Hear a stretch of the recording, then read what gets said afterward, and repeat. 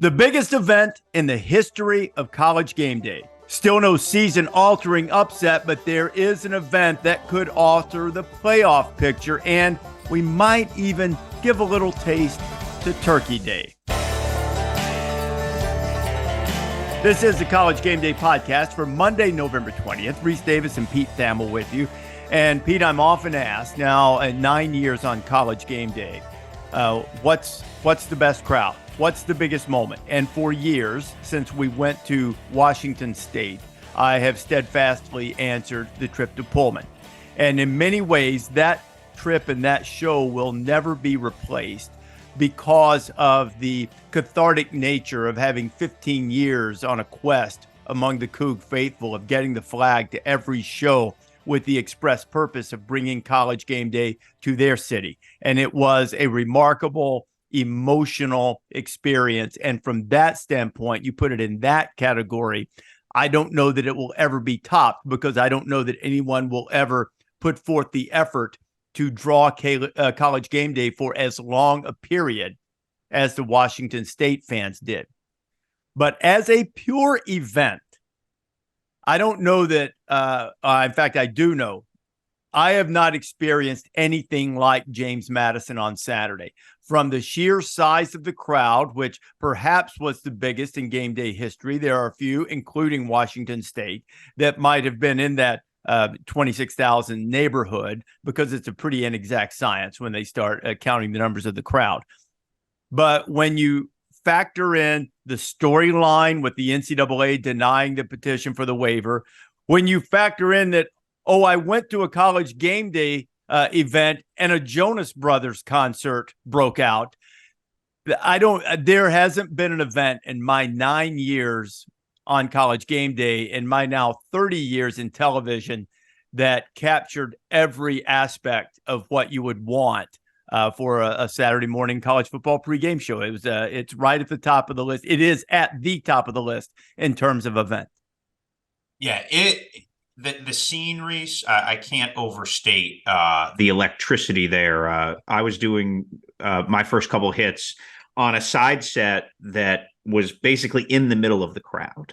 And let me say one of my lasting impressions of James Madison will be what a good time those students had in preparing for College Game Day. They were definitely well oiled by the time that old show rose at 9 a.m. There was an energy there, an electricity there. I'd be curious what that student section looked like by overtime of their football game, because they had to be wiped out. They were ready. They were ready for 9, man. There was no doubt about that. That was SEC level consumptions at JMU. And the crowd could not have been better. My funniest memory from that will be standing on the demo field waiting to do a hit. And I just heard a screeching of girls, like National Geographic primal screeching. And I did a double take because I was like, they really probably aren't that interested in Jason Bean being a game time decision for Kansas. but it came through so suddenly. I didn't know what it was. And then I looked over my shoulder and the Jonas Brothers were going in the sound tent to get their ears for their sound check. And I was like, oh, okay, that is the reason for the screeching. By the way, they were sensational. Now, I didn't get an opportunity this time because of when they came into town and when they arrived on set and their sound check and everything. I actually didn't speak to any of the Jonas Brothers. The closest I got was from our stage to theirs when I introduced them. That came much to the chagrin of Sarah, who was with us setting up the start of the podcast and had to go on to some other duties. But she was waiting on me to come on the feed here to ask me what type of mood Joe was in light of recent news that apparently he's going through a divorce. All reports were that he was in good spirits. They all went downtown Harrisonburg and served spirits at a bar, which was going around the basketball game. I went to the first half of the basketball game, which, by the way, also great arena, great, loud arena for the Radford game, which turned out to be a great finish as well. And there was going around that they were going to show up and bartend at one of the student bars downtown to sort of reach out and touch the people. They apparently did that. And then they just put on a great show, an abbreviated performance for sure. But even during one of the commercial breaks, when they did their sound check, they played their new song Strong Enough. Sensational. What great entertainers, what talented guys, what seeming like as relatively normal as you can possibly be when you get the fame and acclaim that people like that have. But, they were gracious enough to come on our show, and I could not be more thankful to them. So they were tremendous. And I think the people at James Madison, I know the people at James Madison enjoyed it. And, the two songs they played afterwards, I botched the intro after the show. No one had mentioned to me, or if they did, I'd forgotten, because I was taking off my stuff and everything at the end of the show. And they were like, "You got to read the card." And I'm like, "What card?" They said, "You got to introduce the Jonas Brothers." And I said, "Well, I don't see the card. I don't think I have one." I said, "Do they want me to do it?" And I look out there, and Nick Jonas is sort of staring over at me like we're ready to go here. So I just made up something, which I don't think you could really mess up introducing the Jonas Brothers and Bailey Zimmerman. Ladies and gentlemen, how great, they're awesome. Back with more songs here. Here are the Jonas Brothers and Bailey Zimmerman. I probably missed some promo that they wanted in there, but everybody knows the song's coming out. And I'd mentioned earlier, you could go on GameDay.com and listen to the two more songs, but they were, just sensational, absolutely sensational. Yeah, what a moment in time for that school, Rece. The football team entered the weekend ranked 18th. Obviously, didn't go their way against App, as some of us predicted. The basketball team barnstorms into the top 25 with that Michigan State update and wins in the last final seconds in a great game against Radford. Like, to have two nationally ranked teams at James Madison is just fantastic. But I will say this, from spending some time there, from spending some time with Kurt Cignetti, going over and see Mark Bindey, they've invested there. You know what I mean? They have invested there. That arena is a top flight mid-major basketball arena. The facilities are, look, you're not walking into Alabama, but they have clearly built it. Give Jeff Bourne, the athletic director, there a lot of credit. He's retiring after 25 years. They have gone kind of brick by brick and built this thing up, and they're ready for their moment. And they have great coaches in place, great facilities in place, and they're only going to continue to soar. And the indelible memory will be the spirit of that place. There's a lot of pride and passion at James Madison. You know what I wonder, though, Pete? And it's one of the perils of moving up. When I left there, I thought, I wonder if I'll ever be back here. Because previously, when we went, they were an FCS power, challenging North Dakota State, looking for supremacy on that level. Now, the reason we went this year, rather than say go to Liberty, who also in state is undefeated, but the reason we went there this year was because of the appeal for the waiver and the story of this undefeated team that quite possibly, prior to that overtime loss on Saturday, had they been allowed to be ranked or eligible for the postseason, which by definition would have made them eligible to be ranked in the college football playoff rankings, they might well have been the highest ranked group of 5 team. Maybe not. Maybe you still rank Tulane ahead of them. I have no quarrel with that if you do, but they would have been in the mix for a New Year's Six Bowl. Now, once that is passed after this season, and they are in the mix and have all the rights and privileges of everyone else at the FBS level, and still the same opportunity to make the playoff and to make their conference championship game, it's not as unique. Well, there are no gradations of unique. Something's either unique or it's not. This story was somewhat unique, and now I think of Billis every time you say that unique. I know it. I've learned my lesson. But it's a different type of story that will not be repeated by James Madison. Now, maybe someone else will fall into that same circumstance, but it won't be repeated by them. And now they become a really good program with all the things you mentioned, trying to probably in some years trying to slide into that one spot that will be available to them, one guaranteed spot available to them. All of the at-large slots are always available to everyone if they play well enough and win in the new college football playoff format. But the most likely one for teams outside the power conferences is to be the highest ranked champion among those conferences. I'm going to have to start changing my nomenclature about group of 5, because we've got to determine how many of the conferences are power and how many aren't, and whether the format stays 6-6 as they think now, and all of that jazz. But it's an interesting Explaining time. college football to like someone in Switzerland is a really hard thing to do. Yeah, because we can't even keep up with it. It's like more complex relegation, right? For someone in Europe, it's a little more. It's a little different than that, but it's somewhat similar. But I did leave there wondering, when will I be back here?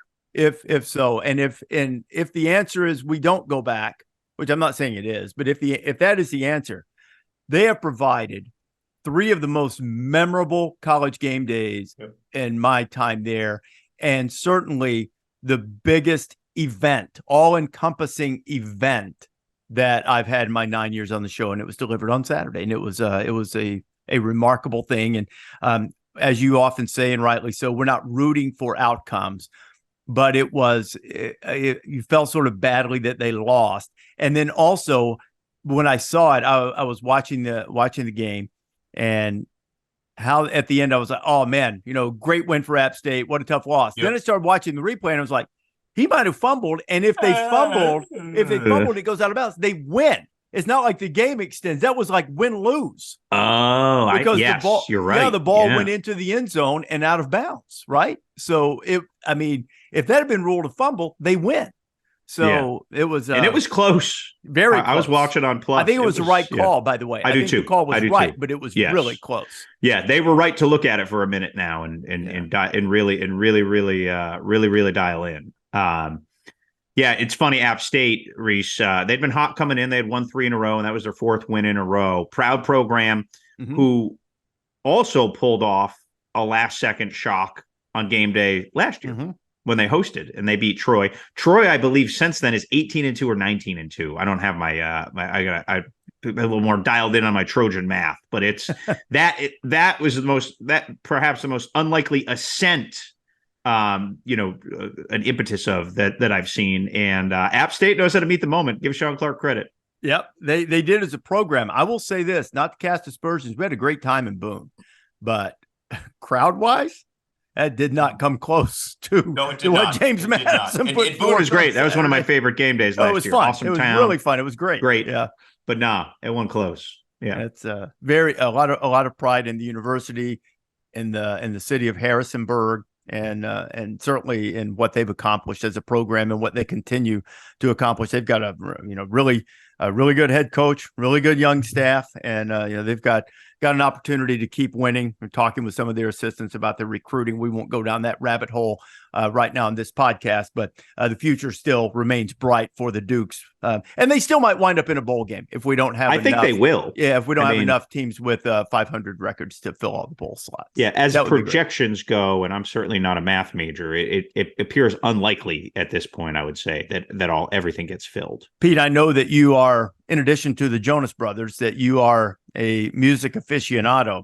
And as the Talking Heads once sang, same as it ever was. That's pretty much the way that we went through this past Saturday. There were threats of upset that did not materialize, which will leave us with the same group of undefeated teams. I don't know if maybe you switch an order here or there, and the same group of one-loss teams pursuing them right behind when the college football playoff rankings come out on Tuesday. You had Washington pushed to the limit at Oregon State in the rain and a really impressive win. You had Michigan, somewhat surprisingly, pushed by Maryland. Michigan missing some opportunities. McCarthy particularly missing a couple of throws that he has not missed very often this season that sort of kept Maryland in the game for a while.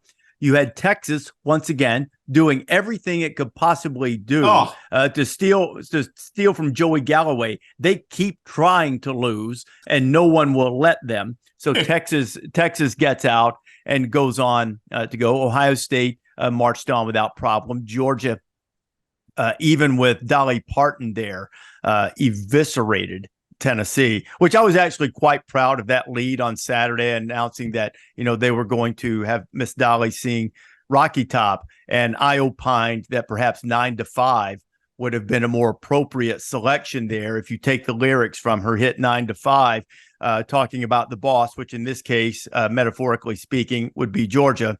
They let you dream just to watch them shatter. You're just a step on the big dog ladder, even though I took some liberties with the lyrics with the big dogs, and that turned out to be pretty much the way it was.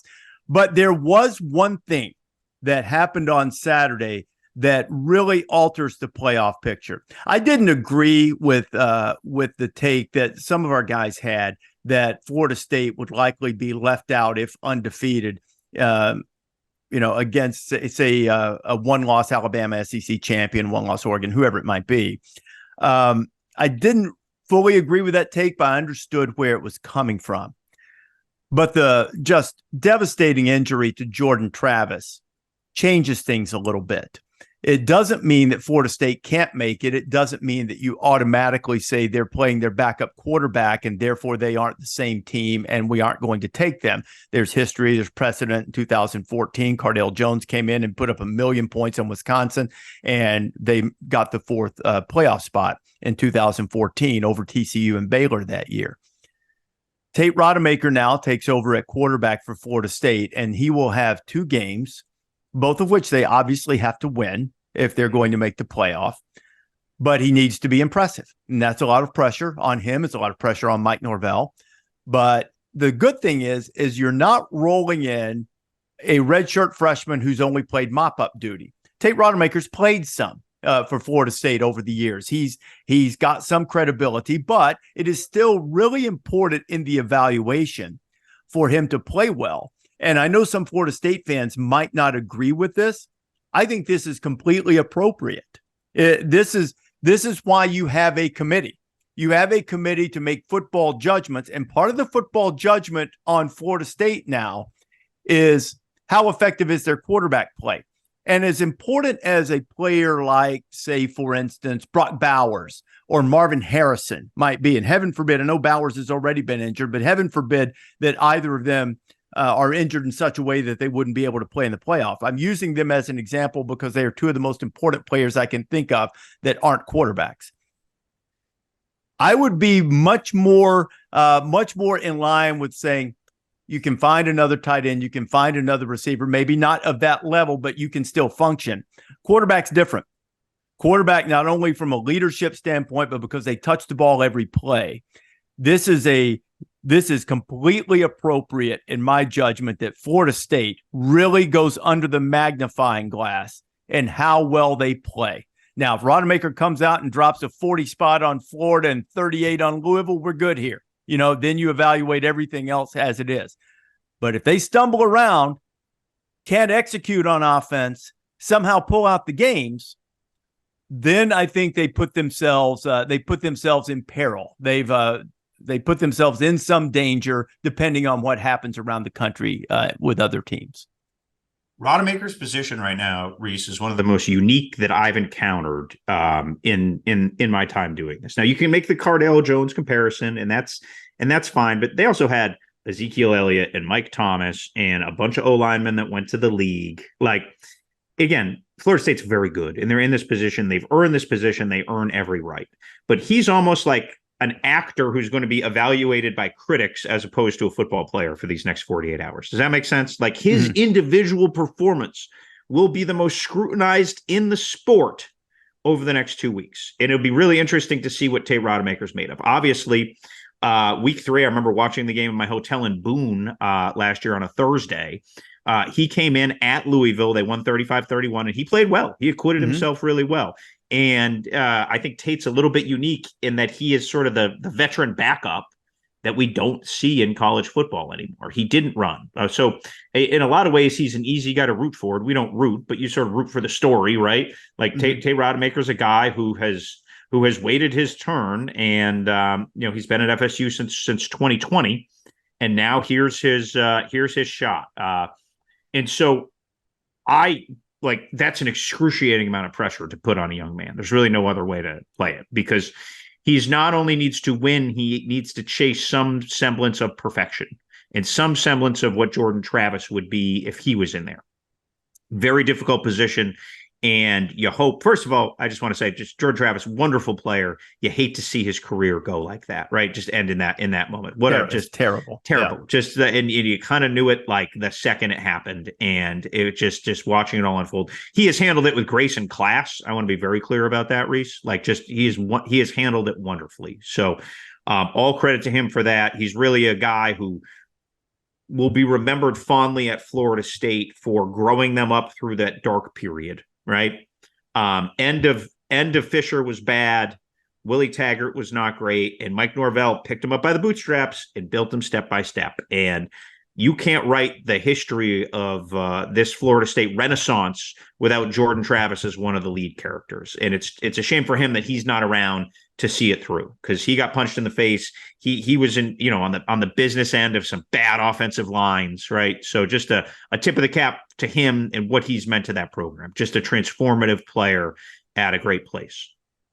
And I think I agree with you. I remember watching Rodemaker play, and I know it was UNA on Saturday night, but he came in a difficult situation, and they gotten down. They were down 13. They were down 13-0 in that game, and so they came back and blew out UNA, as you would expect. Mm-hmm. Doing a little memory refreshing on how he arrived there.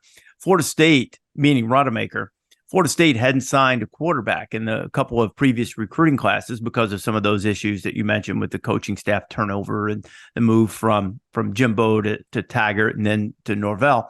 And just about a week before signing day, Rodemaker, who's from Valdosta, with high school football powerhouse in South Georgia, not too far from Tallahassee, he signs. And, he sort of stuck it out. He was not the highest rated quarterback. Chubba Purdy, who has since left Florida State, was a higher rated quarterback than him. Started for Nebraska on Saturday. Yeah.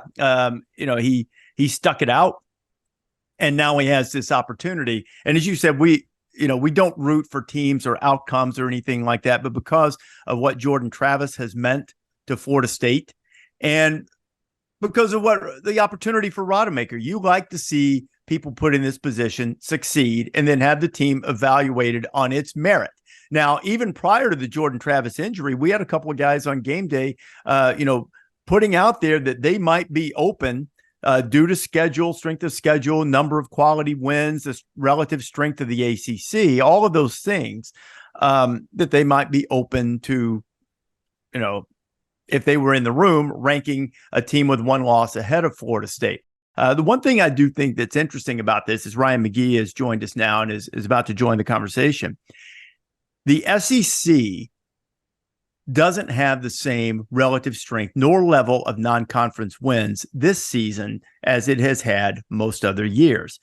The rivalry games that come up this week are certainly lower tier SEC teams against with the exception of Georgia Tech, but a couple of the others against higher level ACC teams, games that the ACC should win. And if they do, though, it still continues to add to the resume that the SEC hasn't accomplished what it has in years past, and therefore might not get the benefit of the doubt if it were to come down, say, to if everything else fell in place. You have an undefeated Big Ten champion, whether it be Michigan or Ohio State. You have an undefeated Pac-12 champion, which would be Washington in this case. And you had an undefeated Florida State and a one-loss Texas as Big 12 champion if those things happen. And Alabama knocks off Georgia and wins the SEC. Under that scenario, that is the specific scenario in which the SEC champion could be left out of the college football playoff. And I don't think, while it is certainly reasonable to say on football judgment, way they're playing, all that type of thing, if you think Alabama's better than Florida State, that's a reasonable take. But to say it is because of the SEC and the SEC schedule as opposed to something else, I don't think carries the same weight as it has in years past. And that is the specific scenario under which an SEC champion could be left out. And it is one that probably benefits Florida State now, Ryan, in the event that the Seminoles can stay undefeated and that Tate Rodemaker plays well. We were just talking about the pressure on Rodemaker and on Florida State. There's going to be a bit of a drop-off because Jordan Travis has played forever. He's their leader. but it can't be significant, or else it changes the calculus in the evaluation of the Seminoles and their case if they are in fact undefeated and in the mix on Selection Day. Yeah, it's fascinating, and it's we've kind of gotten, I say we as in all of college football, but me in my corner of the world, the assumption is if you're SEC champ, you get in. That's just how it's going to be. And there are scenarios and there is nervousness about that. And so, yeah, and this is where the eye test is the ultimate test. When that group sits in the room and the question is, all right, these are the records and this is the situation. And is this the strength of schedule? And this is the conference champ. But ultimately, most of the people who've been in that room over the last decade will tell you. And then the question just becomes, all right, we just watched them all play. Who do you think's better than everyone else? And that isn't always who ends up in that four, but that's going to be the question is, because if you've watched Alabama, certainly since the Texas loss, certainly over the last month, it's hard to vote against them. And if you've looked at what Georgia has done, it's hard to vote against them. But that's, to me, if it comes down to a one-loss SEC team, that's what it's going to come down to is, do we really believe this is one of the best teams in the country? Because the reality is, I think Georgia, I don't think there's even a conversation there. And with Alabama, it's going to be, yes, they might look better than everyone else, but there's what's happened in September. And so if the equation truly is the four best looking teams right now, then it's going to be hard to come up with a case against Alabama or Georgia. But, with that big one sitting next to your name, I get it. The criteria is unequivocally better. Yep. It's like that's when you drop down to the things like conference championships, head to head, all of that kind of things. If a team is not unequivocally better in the judgment of the committee. And that's one of the reasons I brought up the SEC's non-conference schedule, because I think, and you guys may accuse me of overcompensating due to where I went to school, but I don't think you can make that case for Alabama. I mean, they're good. I think they have improved over the course of the season, probably more than any team that Nick's had there. They are legit. I don't think they will be favored, and they will certainly, be a difficult task. But are they capable of beating Georgia? Yes, I think they are. But I don't know that you can look at them over the course of the entire season, even over this last month, and make the judgment that just because they beat SEC teams, which are good, I'm not trying to say the SEC is not good. It might still be the best, but there's not this big gulf between the SEC and some of the other conferences. It might be between the SEC and the rest of the Big Ten, to be honest, but the other, and maybe the ACC. But, Florida State still has that win over LSU at the beginning of the season, which still has to carry some weight. So I'm not sure you can make that judgment. So that's a long way of saying Alabama needs help, whether that help arrives in the fashion of an upset that we haven't seen this year, or whether it arrives in the fashion of, Florida State struggling on offense without Jordan Travis.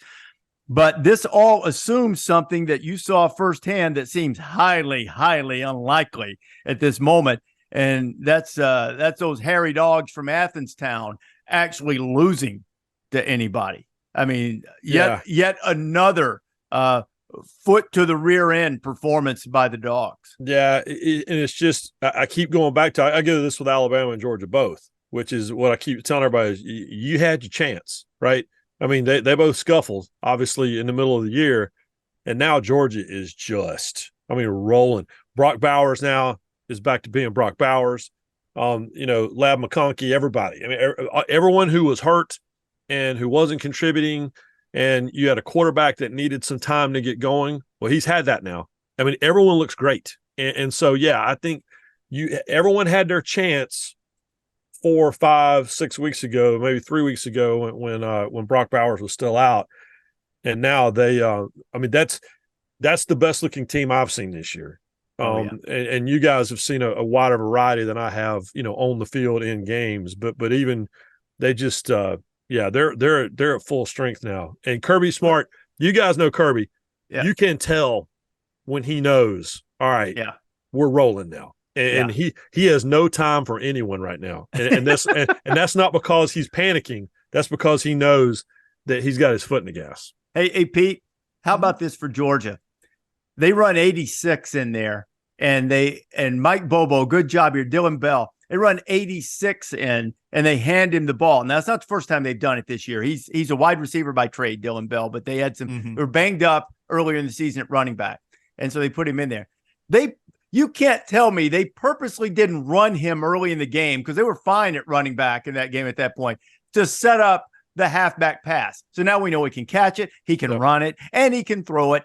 I mean, and then he goes out there after that, and I guess Ra Thomas got nicked up a little bit. So now we're just going to throw the ball to him a lot. I mean, these dudes are rolling, man. They're rolling. So you guys are letting perfectly accurate football analysis get in the way of a fun hypothetical. All right. And the fun hypothetical is the SEC meltdown scenario. Yeah. All right. Yeah. Like, I have this big television that's right in front of me that would be on the Paul Feinbaum show for 4 straight hours, full volume up, to hear every phone call. I mean, there is a small chance, but there is still a chance that the SEC gets shut out. And we should not just overlook, with your Georgia's great analysis, the possibility of the SEC shutout. They'd get Rodemakered, and it would be a spectacle.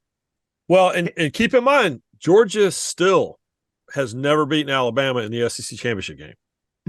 You know, that's another. I wrote a thing for SEC Nation over the weekend it was about here we go again. You know, back in the day, it was always Alabama, Florida, and so Rece will appreciate this story. When I was a student at Tennessee, and the first ever SEC championship game, they were doing this. One of the local TV stations, Bob Kessling, you know, now the voice of the Vols, was doing this voice on the man on the street thing on campus. And my college roommate was asked, all right, who are you rooting for tonight in the inaugural SEC championship game, Alabama or Florida? And his answer was, I'm rooting for a meteor strike. I'm rooting for a power outage. He said, I hope the sewer line breaks in Legion Field halfway through the game. But now, Legion Field. It was at Legion Field. Oh yeah. Oh man, for several years. Yeah, they've come a long way. Such a neutral site. Hey, the old Gray Lady on Graymont was a great football venue, steeped in history. Yeah. Be respectful. I've only had one brick thrown through the window of my car, and it was when I parked in someone's yard across the street from Legion Field with a Tennessee sticker in the back window. But that's all right. So that's your fault. Yeah. Well, yeah. Well, all I did was go to the game. All I did was go, but I'm still mad at Serena State for that game. All right. So the point is that Georgia and Alabama used to play all the time. Then they only played, I think, 10 times between the 70s, 80s, and 90s.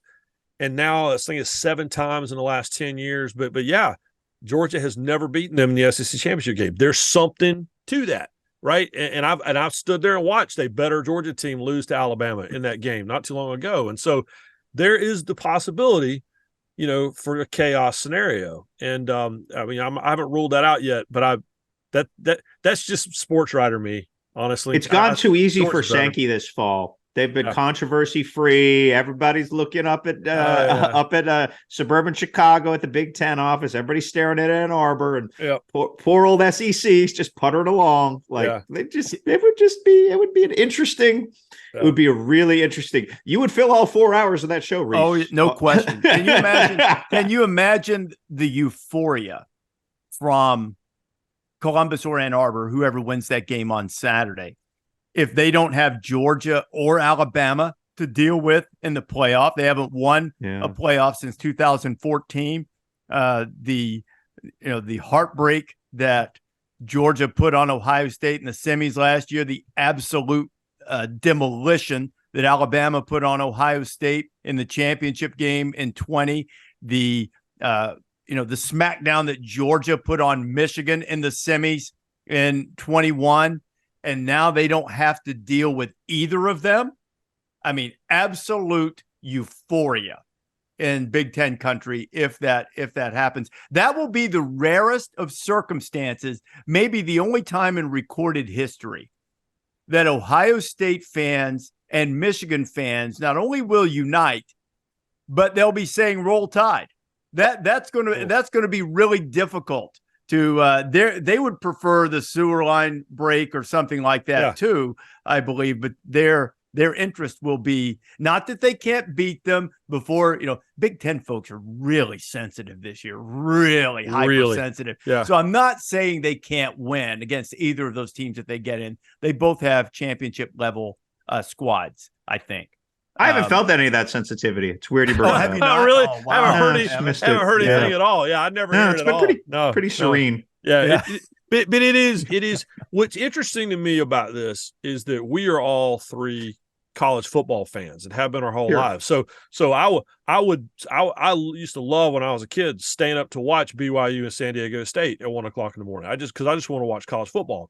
But then it fascinated me when I moved to Tennessee how they had no idea, like any other conference were even playing football. I remember we played UCLA like my freshman year. I was like, oh, we'll beat them. I'm like, Tommy Maddox is there. We got to go to the Rose Bowl. This is a good football. No. It's the Pac-12. And you still get that now. Oh, yeah, like, you still get it. Yeah. It's amazing the conversations I have with colleagues who played football in the SEC, and they're like, oh, are people really taking Oregon seriously? Yes, because the Pac-12 is a really good conference. But it's amazing to me this time of year. Now everyone has to watch everyone else, and they still have the same old, feelings of what that conference is and isn't based on, something their granddad told them when they were a kid. And Ryan, you know what? That brings me to what I was going to ask you guys. I want to know the perception about this. As we head toward the 12-team playoff format, you are going to get more of that, not just in the SEC, but elsewhere, more of that as opposed to less of that. And the one thing that I've said from the very beginning of expansion that we are losing is the be-all, end-all game mid-season, or in this case, this particular year, early season. So the question now becomes, because that if let's say, for instance, in Pete's scenario, if Alabama wins the SEC, the other things fall in place, and yet they still don't make the college football playoff, there's going to be the outcry of, the way they're playing right now. It's the old USC argument from 2016, which was ludicrous, by the way. But it's that, boy, you don't want to play them now. Well, Alabama played that team that year and beat them 52-6 or something. So yeah, they would have been fine playing them again. But it will be you don't want to play them right now. Well, part of the beauty of this exclusivity of the difficulty of winning a national championship, which is unique, proper use of the word, to our sport, is that the September game matters a lot. And it would almost be a fitting conclusion to this era of determining champions, whether it was by vote, by 2-team in the BCS, by 4-team in the CFP. It would be a fitting conclusion in some ways if a game on the second weekend of the season with a quarterback in his second game as a starter, third overall start in his career, came up short, improved by the end, and didn't get in, winning what I think all the metrics would still say is the best conference. And they didn't get in because of a Saturday night in September. There would be something poetic about that. And while a lot of people would say, see, that's why we need 12.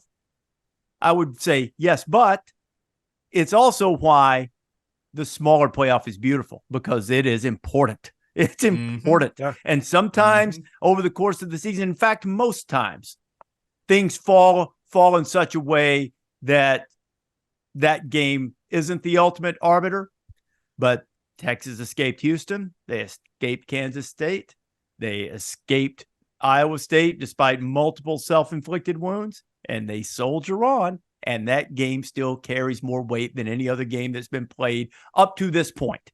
Now, the ones that are coming, Michigan, Ohio State, possibly Washington, Oregon, Alabama, Georgia, are going to carry a little more weight than that. But it's going to be right there on. When you name the 4 most important games of the season, barring upsets this week and rivalry week, that game, the second week in September, is highly likely to be right there with the Michigan-Ohio State game that we're going to see Saturday. Well, and you said it just a second ago. We keep going even back to week 1. We keep going back to FSU's hanging their entire resume on the LSU game. Yeah. And so I wrote this for SportsCenter a couple weeks ago about, I kind of went this conspiracy theory, secret invasion thing. Like, the bracket exists. Like, the bracket has always existed. If you go back, I always said this about, in the beginning, I was a 16-team playoff guy. And then I have come to love the 14 playoff. And the reason was because of that. the bracket already exists. If you go back and look at it, you could connect the dots, in the kind of this weird tree spreadsheet that goes all the way back to week 1 and week 2. I always go back to, I think I mentioned with you guys before, I remember when the ACC was doomed and the Big East was going to swallow it up, and we're all at ACC Media Days at Pinehurst, and John Swofford said, if we take, commissioner of the ACC at the time, if we take care of our business in the first 2 weeks of the regular season, and we take care of our business in the conference championship game and the bowl games, your perception of us over 2 weekends will completely change.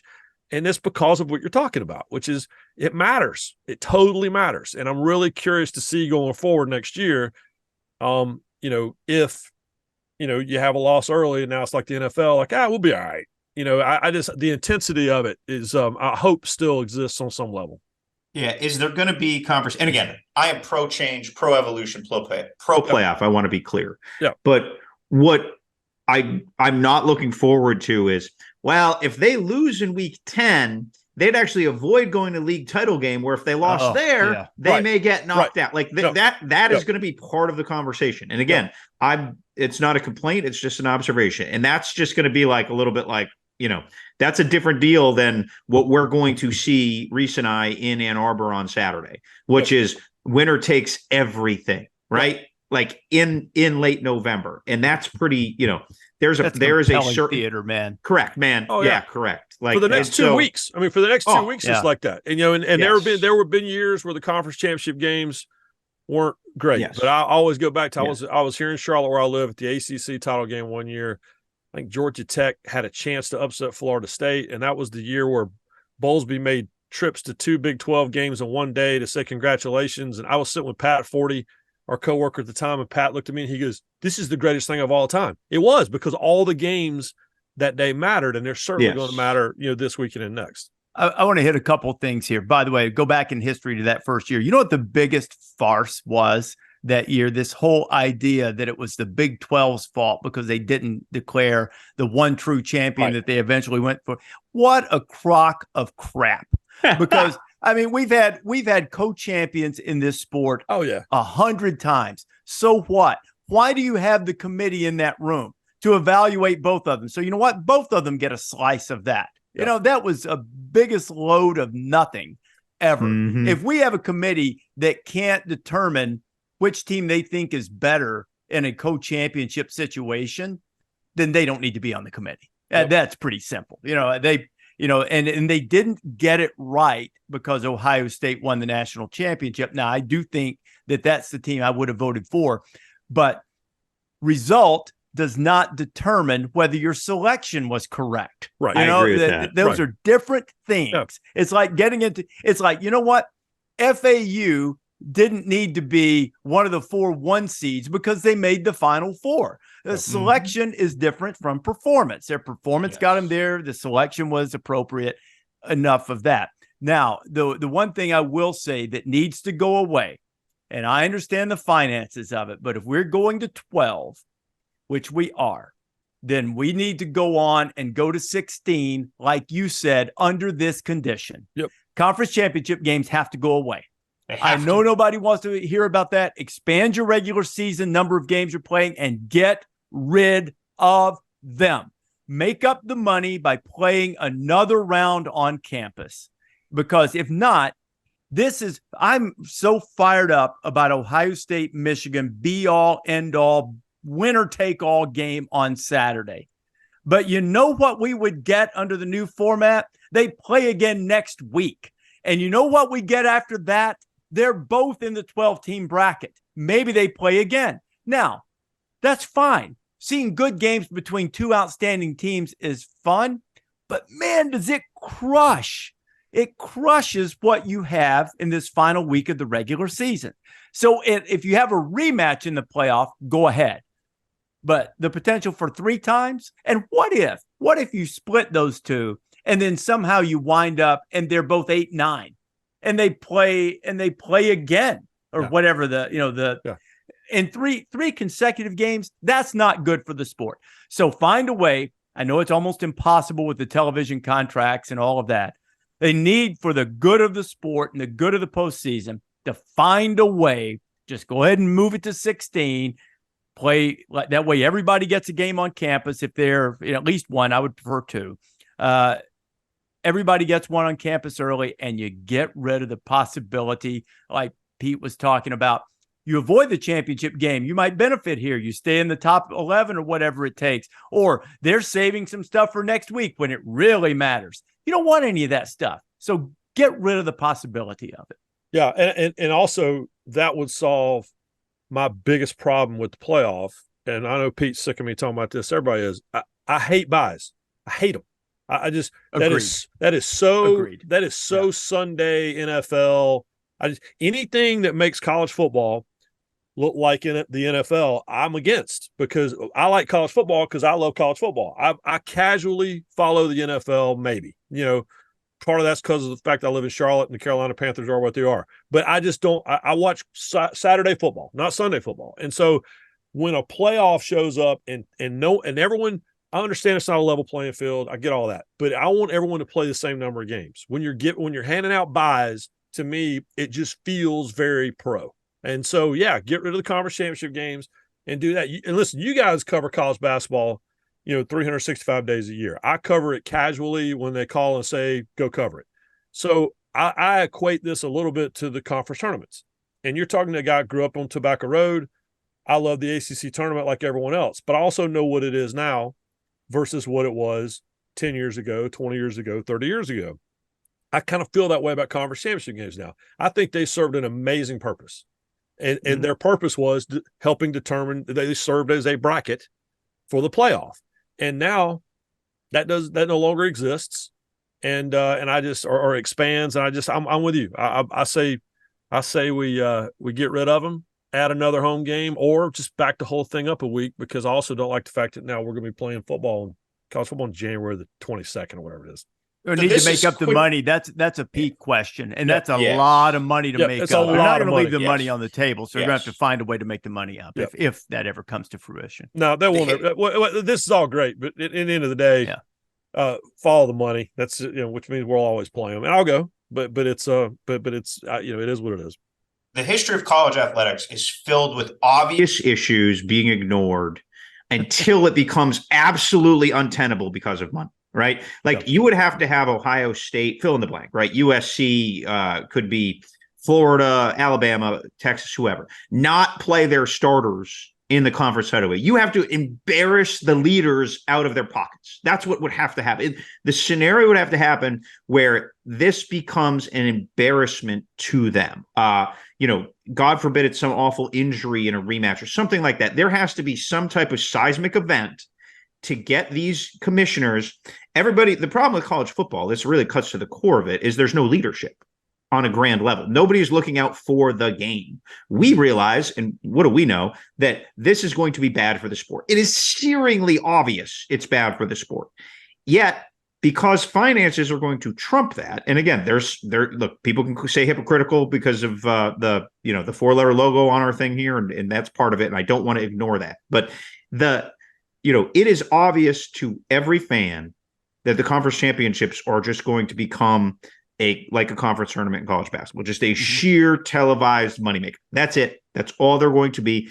And I do think eventually if they become clunky enough, or they get in the way, or they just become this the great part about the season in college football now is ratchets, crescendo. It's now going to ratchet, dip, and then the playoff is going to be the crescendo. So it would have to start costing them money. But look, these conference championship games are worth a ton of money. The great stat that an industry person told me as the SEC was going towards a new deal is CBS had that sweetheart deal. Mike Slive's black mark on his legacy was the $55 million basically that they gave away their games for a bunch of years to CBS. And then CBS was never savvy enough to renegotiate it. So it just became this really lopsided thing. The SEC championship is worth more money, or Philadelphia Big Ten championship, Big 12, than that whole package was worth. All those great Saturday 3:30, we can hear the jingle games. We all sat in and watched for 4 hours without getting up to go to the bathroom, right? All those, right now where things are financially, an SEC championship game is worth more than what this season the SEC is essentially making from CBS for its best regular season content. So all that is being right-sized in new contracts, and that's just a long way to explain that these conference title games are worth a ton of money. And it would have to take something really seismic to change that, even though it's going to be glaringly and searingly obvious that it's the wrong decision for the sport and, quite frankly, for the players. And it's a good time. It's a good time. But I mean, I will have the best time in Atlanta 2 weeks from now. I've always had a great time here in Charlotte with ACC. It's a great time, and it's a celebration of the conference and the season. But in the new frontier, is there a place for it? Probably not. Well, here's the thing about this year, Ryan, that I was going to point out in the week of Thanksgiving.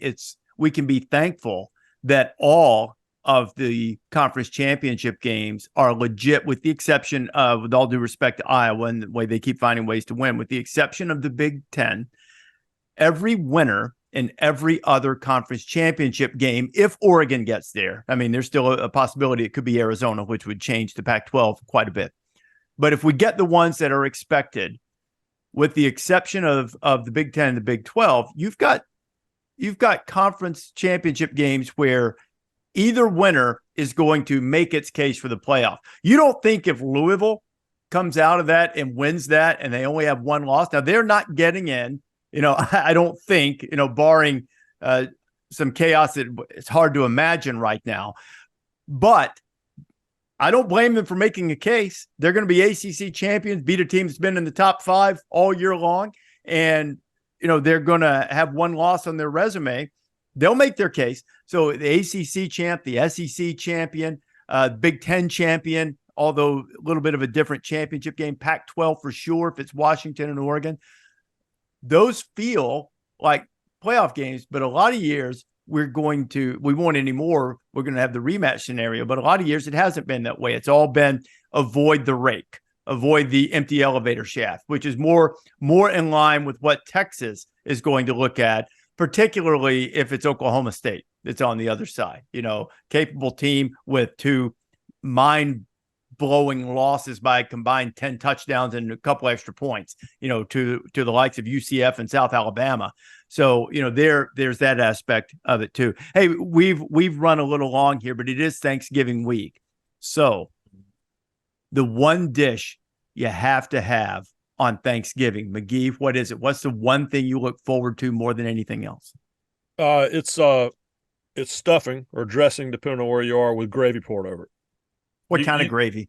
No, it's brown gravy. Like brown gravy? Yeah, okay. Don't anybody. And I'm not a gravy snob. I'll take whatever's sitting there. But I'll be at the Lake Lure Inn on Lake Lure, North Carolina, where they shot Last of the Mohicans and Dirty Dancing, and we do a big buffet now so that my wife doesn't have to cook. I'll be with Dr. Jerry McGee, and he'll be telling stories about Georgia Tech games that he worked over the years, and yeah. So give me stuffing, dressing. I don't know what you call it in Muscle Shoals, Rece. We call it dressing.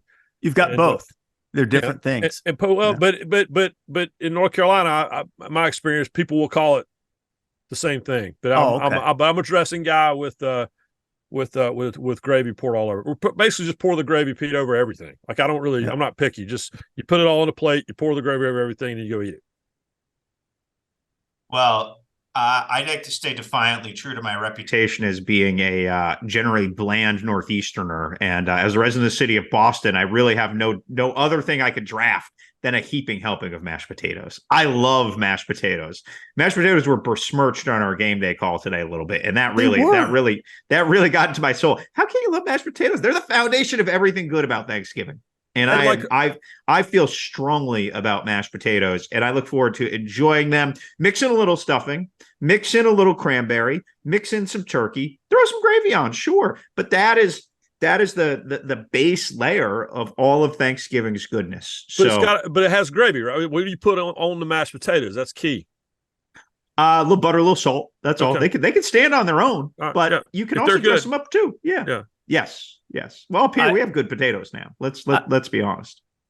I love mashed potatoes too. Not my favorite. And to give some context, the difference of opinion on the game day call this morning, the planning call, was that Herb Street opined that with his mother's mashed potatoes, or pretty much any other ones that were good, he would sit in a bathtub filled with them. He would sit in the bathtub with a giant spoon and eat them. Pat McAfee, on the other hand, views them as like a necessary obstacle. I question how good the mashed potatoes he's experienced in his life have been, but he took us over to a place in the Thunderdome, which is brick.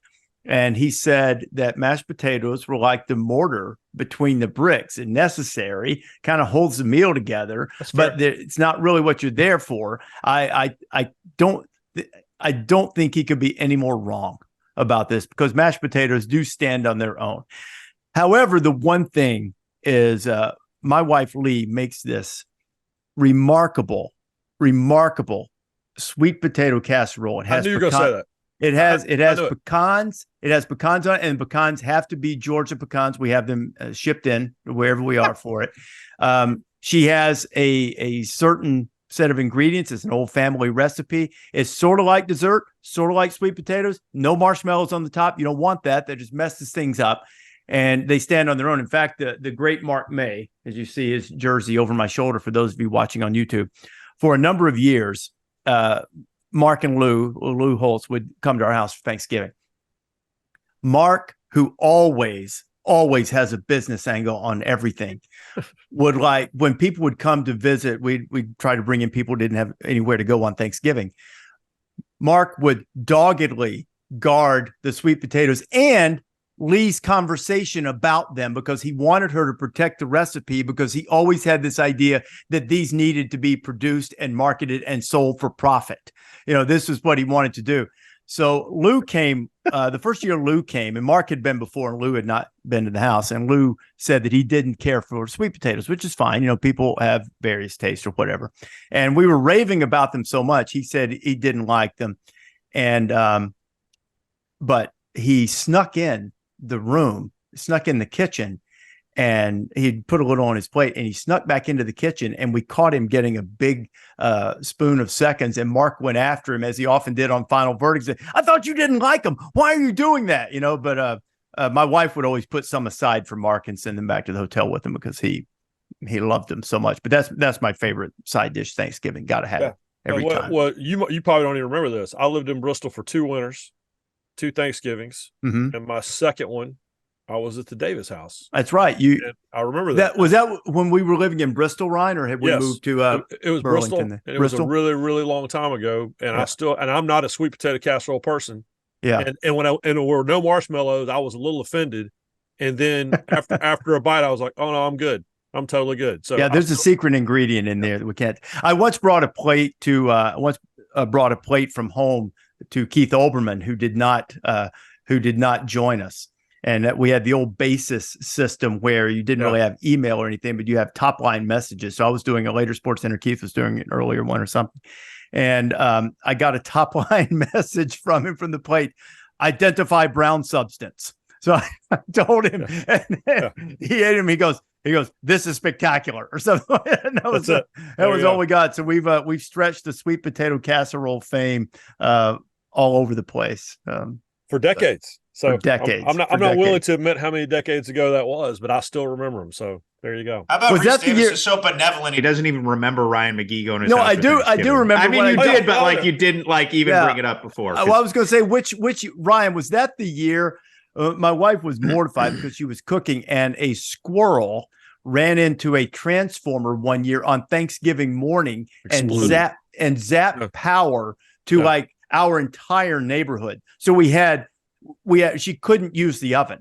Basically, we were in a rental house at the time, and we did have a gas stove or whatever. So she basically ended up frying the turkey. Was that the year? Was that the year that she had to do that? Yeah. I started the morning playing touch football with Chris Myers, who always played all-time quarterback, by the way. It's up there, gone there. It's a touchdown thing there. So I shouldn't throw it to you, McGee, because of that haircut. And then we went to Rece Davis's house, and I was, I wasn't that far out of college. I couldn't believe was there just like a mascot like sitting at like one of the tables, having the stuff. It just sounds like a perfectly ESPN day. The Alabama Providence elephant. Fryer.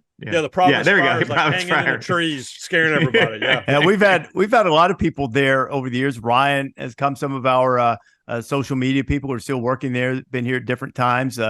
We seem to be benevolent to Tennessee people. Brett Smokey Edgerton has come.